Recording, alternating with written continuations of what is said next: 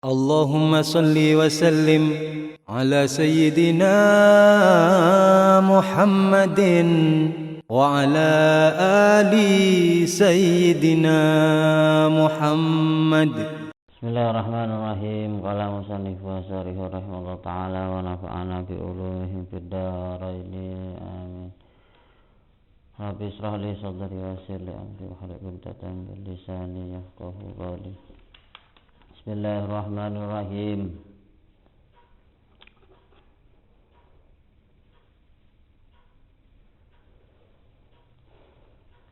Wal hadiya asyara,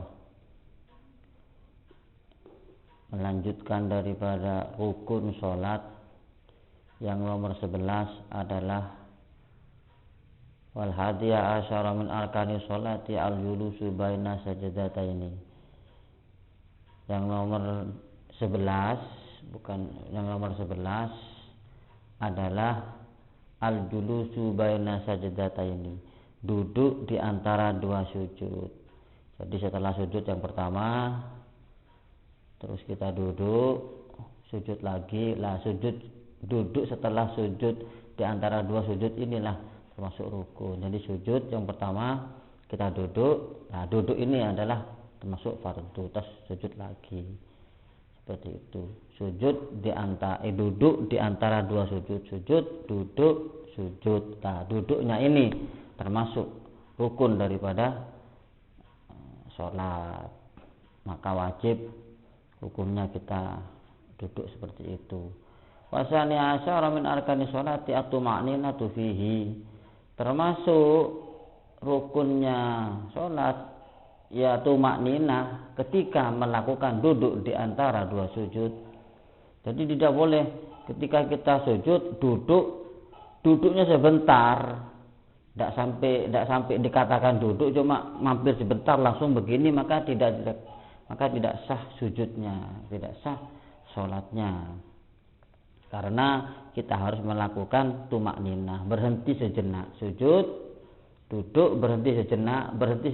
Ketika itu benar-benar tubuh kita sudah duduk di antara dua sujud tersebut, baru kita sujud lagi. Meskipun tidak membaca apa-apa tidak masalah, yang penting kita harus tumakninah.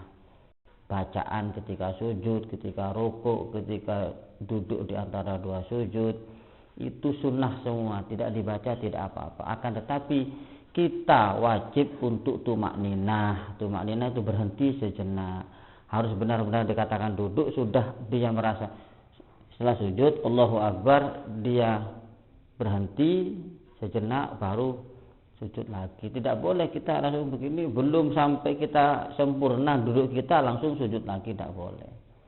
Karena itu tidak dikatakan tumakninah, dan tumakninah itu termasuk rukun daripada sholat. Wasalisa asyar min arkani sholat al-julusul akhir, yang nomor 13 adalah duduk akhir. Duduk akhir berarti duduk ketika dia rokaatnya mungkin 4 rokaat, berarti duduk yang terakhir. Atau kalau rokaatnya 3 ya berarti duduk yang rokaat ketiga. Kalau rokaatnya subuh 2 rokaat ya berarti duduk yang rokaat kedua. Duduk akhir, julusul akhir, li'annahu mahallun dzikra wajibun fakana wajiban kal qiyamil qiraati. Sama, itu berarti duduk akhir untuk membaca at-tahiyah. Warabi asyar min arkani sholat at-tasyahud fihi, yang nomor 14 dari rukunnya sholat adalah membaca tasyahud ketika duduk akhir, membaca at-tahiyatul mubarakatus sholawat thayyibatu lillah sampai akhir. Nah, itu termasuk rukun daripada sholat. Jadi duduk terakhir, duduk di akhir rakaat, dan duduk tersebut kita membaca at-tahiyatul mubarakatus sholawat thayyibatu lillah sampai akhir. Nah, itu maka hukumnya wajib karena itu termasuk rukun daripada sholat. Seperti itu. Wal khamisa asyara min arkani sholati as-sholatu 'alan nabi, Yang nomor 15 dari rukunnya sholat adalah membaca sholawat kepada Nabi. At-tahiyatul barakatuh salat thayyibatu lillah. Assalamu alayka ayyuhan nabiyyu wa rahmatullahi wa barakatuh. Assalamu alayna wa ala ibadillahi sholihin. Asyhadu an la ilaha illallah wa asyhadu anna muhammadar rasulullah. Allahumma sholli ala sayyidina Muhammad. Itu sampai akhir.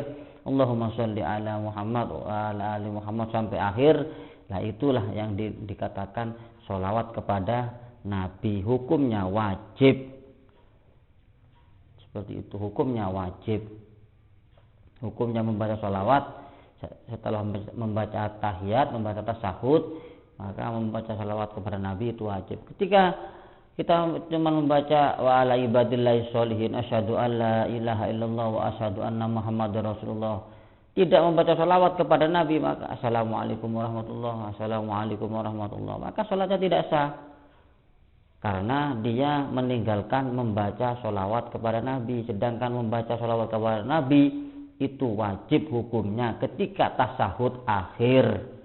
Ketika tasyahud awal kita membaca at-tahiyatul sampai wa ibadillahi sholihin wa asyhadu anna Muhammad asyhadu an la ilaha illallah wa asyhadu anna muhammadar rasulullah. Kita berdiri tidak membaca sholawat tidak masalah. Yang diwajibkan adalah ketika tasyahud akhir.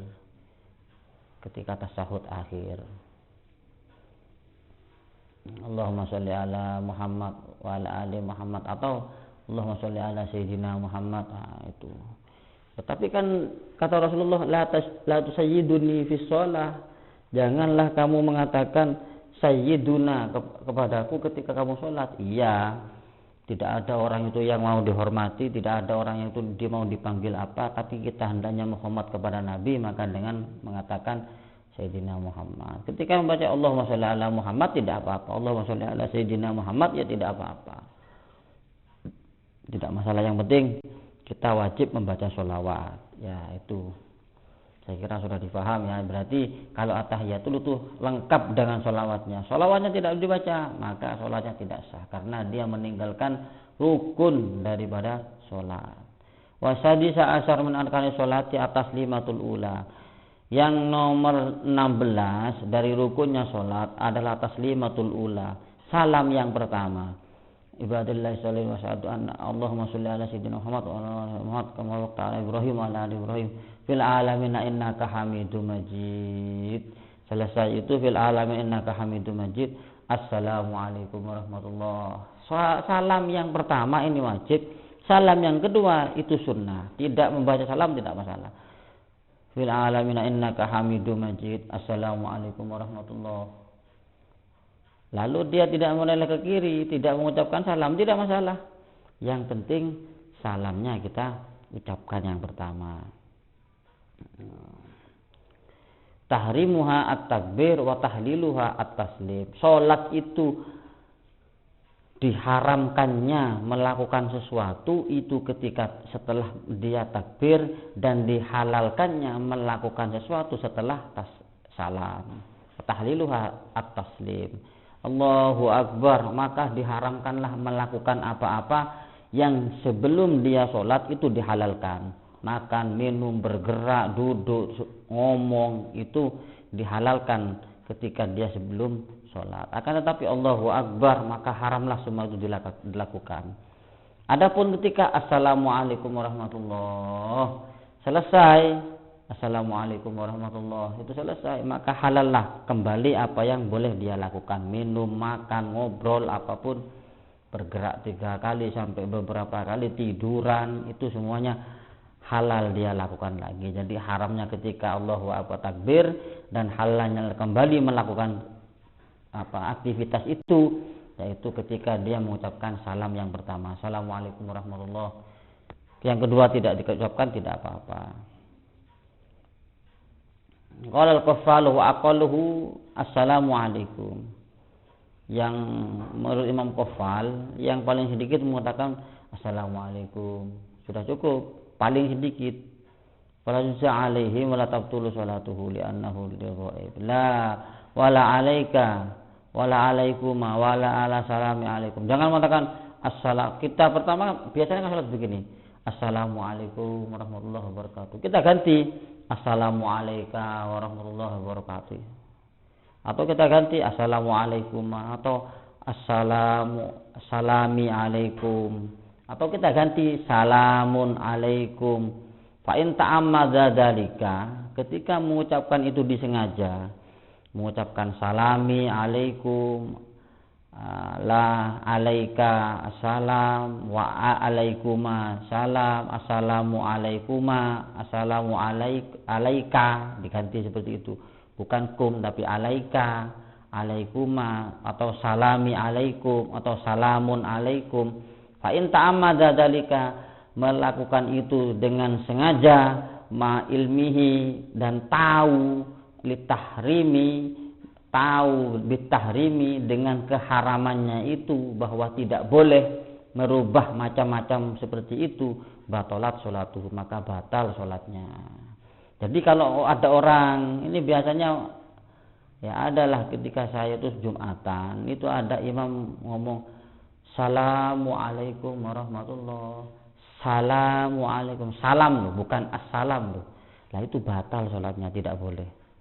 Berarti yang benar adalah Assalamualaikum warahmatullahi, assalam pakai assalam, bukan Assalamualaikum. Nah itu tidak boleh, batal sholatnya. Nah, tapi ketika kita mengucapkan ke orang lain itu di luar sholat, bagaimana? Tidak masalah. Yang dibahas itu adalah ketika sholat, yang dibahas adalah sholat. Ketika di luar sholat dia mengucapkan Assalamualaikum, tidak masalah. Atau dia mengucapkan salami alaikum, tidak masalah, tidak dibahas itu. Terserah dia mau mengucapkan apa. Assalamualaikum, tidak masalah. Assalamualaikum, tidak masalah.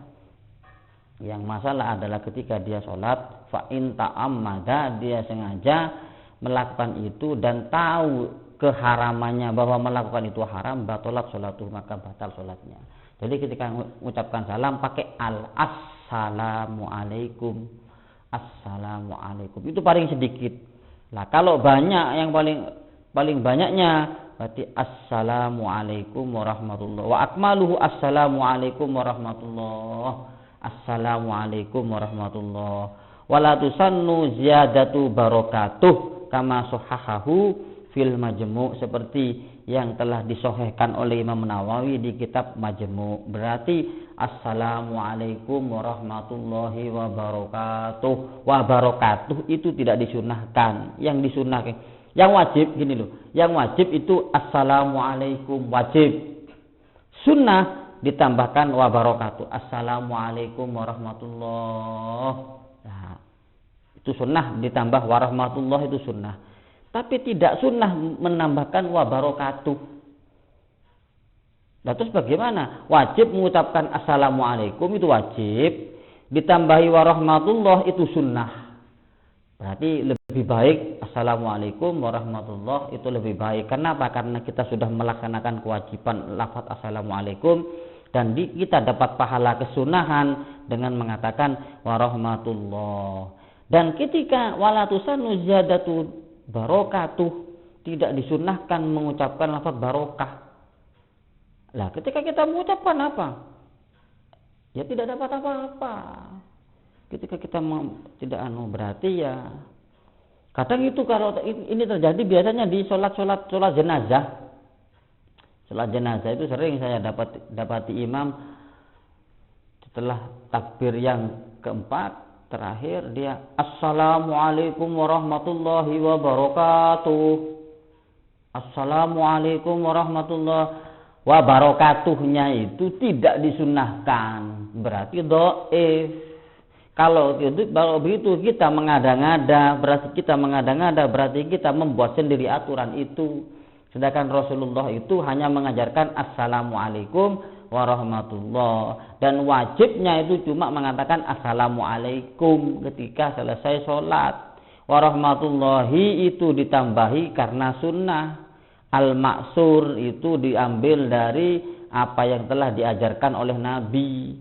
Warahmatullahi li'annahu al-maksuru, itu karena yang diajarkan oleh Nabi. Wala tusannu ziyadatu barakatuh, tidak disunahkan untuk menambahkan barokatuh. Seperti itu. Saya itu pernah sholat jenazah, ngimami sholat jenazah, diprotes sama orang. Loh, Gus, panjenengan kok tidak pakai wabarakatuh, sedangkan kebanyakan imam-imam di sini itu menggunakan wabarakatuh. Nah, ini saya mau jawab repot. Nanti saya mau jawab ngomong, wah itu salah, karena itu tidak disunahkan. Nanti saya dikira saya itu metuwek, sok pinter. Dan yang melakukan wabarakatuh itu umurnya sudah tua, repot. Jadi bagaimana? Ya mungkin saya yang salah Pak, ya apa mana Pak gitu. Akan tetapi Pak, wala tusannu itu tidak disunahkan.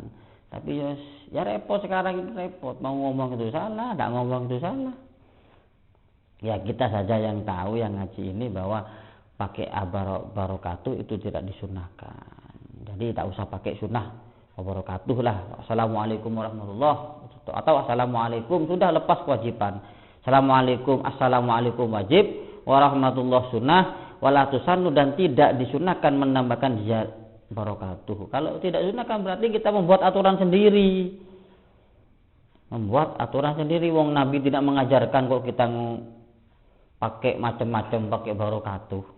Itu seperti yang disahihkan oleh Imam Nawawi mengatakan di kitab Majmu'nya bahwa itu sahih, bahwa sahih itu tidak disunahkan mengucapkan barakatuh. Wasabi asyara min arkani sholati niyatu huruji minas sholah. Yang nomor 17 adalah niat keluar dari sholah. Kalau Allahu Akbar kita niat melakukan sholah bersamaan dengan takbir huruf hamzahnya Allah, ketika mengucapkan Allah kita niatkan Allah, niat sholat selesai seperti kemarin. Nah kita niatkan. Nah ketika kita selesai sholat kita juga niat untuk huruju minas sholah, niat keluar dari sholat. Wa yajibu qarnuha bitaslimil ula. Kata ulama itu ada yang mengatakan wa yajibu qarnuha bitaslim. Ketika dia mengucapkan salam, assalamualaikum, kita niatkan bahwa kita keluar dari sholat, assalamualaikum warahmatullahi. Dalam hati kita niat, ya Allah, saya niat keluar dari sholat, atau saya niat menyelesaikan sholat ini saya selesaikan. Gitu, pokoknya gimana terserahlah. Pokoknya dalam hatinya ketika mengucapkan assalam, kita barengkan dalam hati kita mengucapkan bahwa kita keluar dari sholat. Fi qaulin wala qaddama alaihi ma'ala khara amidan batalat sholatuhu. Bahkan ada yang mengatakan mengakhirkan niat assalamualaikum warahmatullah. Setelah warahmatullah kita niat keluar dari sholat. Saya niat menyelesaikan sholat. Setelah warahmatullah dia niat maka batalat sholatnya. Kita batal sholatnya. Berarti kita mengulang lagi. Aduh cek repoti. Wal asohu annaha la tajibu qiyasan ala sairil ibadati. Akan tetapi qaul yang lebih sahih mengatakan tidak wajib. Jadi lebih enak kita pakai ini. Kalau pakai yang pertama kita lupa untuk tidak niat keluar dari sholat, maka sholat kita batal, sholat lagi, kita lupa lagi, sholat lagi. Lebih baik wal asohu annaha la tajibu qiyasan. Jadi ada dua pendapat, bahwa pendapat yang pertama wajib, hukumnya dia itu niat bersamaan dengan mengucapkan salam. Ketika niatnya diakhirkan setelah mengucapkan salam selesai baru dia niat maka batal sholatnya. Adapun qaul yang pertama wal asahu yang lebih sahih katanya itu annaha la tajibu qiyasan, niat itu tidak wajib. Pokoknya dia salam, tahu bahwa salam itu adalah hukumnya untuk kita menyelesaikan sholat itu dengan cara mengucapkan salam, ya sudah selesai, tidak usah niat, tidak masalah. Lianna niat sabiqatu mustahabat ala jami sholati lakin tusannu hurujan minal khilaf. Akan tetapi itu dihukumi sunnah oleh ulama hurujan minal khilaf. Jadi begini, al huruju minal khilaf mustahabun. Keluar dari khilaf itu mustahabun, disunahkan. Keluar dari khilaf. Ada dua pendapat ulama yang berbeda, saling membenarkan pendapatnya. Lalu kita bagaimana sebagai orang awam? orang kita sebagai orang awam, al-khuruju minal khilaf mustahabun. Kita tidak ada di kubu sebelah sini dan kita tidak ada di kubu sebelah sini, dan kita hanya mengambil jalan tengah-tengahnya saja. Dengan catatan ulama ini memang muttafaq bahwa dia benar-benar ahli sunnah wal jamaah. Tapi kalau ulama-ulama yang selain itu ya tetap kita harus berpegang teguh bahwa ahli sunnah wal jamaah adalah yang benar. Seperti itu. Nah, caranya untuk menyikapi perbedaan ulama ini bagaimana? Yang satunya mewajibkan, yang satunya mensunnahkan. Maka yang satunya mewajibkan, yang satunya tidak wajib hukumnya. Nah, kita ikut yang mana? Kita tidak usah ikut yang ini dan kita tidak usah ikut yang ini. Kita tidak usah mati-matian membela yang ini dan kita tidak usah mencela yang ini. Sebaliknya seperti itu. Akan tetapi kita hukumi sunnah. Nah, bagaimana? Ya sunnah sajalah, dibaca ya dapat pahala, tidak dibaca ya tidak dapat apa-apa. Dilakukan dapat pahala, tidak dilakukan tidak apa-apa. Kita ambil jalan tengah yaitu sunnah. Seperti itu. Jadi tidak usah kita itu terlalu memperkarakan masalah khilafiyah ulama. Wasamina asyara, yang nomor 18, at-tartibuha ayil arkani. Kama dzakarna, tartib itu berarti urut. Tidak boleh kita itu sujud dulu baru setelah sujud kita ruku ya, seperti biasanya lah. Itu tartib itu ya urut. Tidak boleh ada yang saling mendahului ketika bukan pada waktunya. Ketika waktunya ruku ya ruku, jangan ke sujud. Ketika sujud ya sujud dulu, tidak boleh ketika duduk di antara dua sujud dan begitu seterusnya. Tartib itu adalah akhir daripada rukun sholat. Rukun sholat itu ada semuanya ada 18 yang kemarin sudah saya jelaskan semua. Semoga apa yang bisa saya sampaikan tadi itu bisa dimengerti dan bisa diambil manfaat daripada apa yang telah saya sampaikan. Hadza minni, assalamualaikum warahmatullahi wabarakatuh.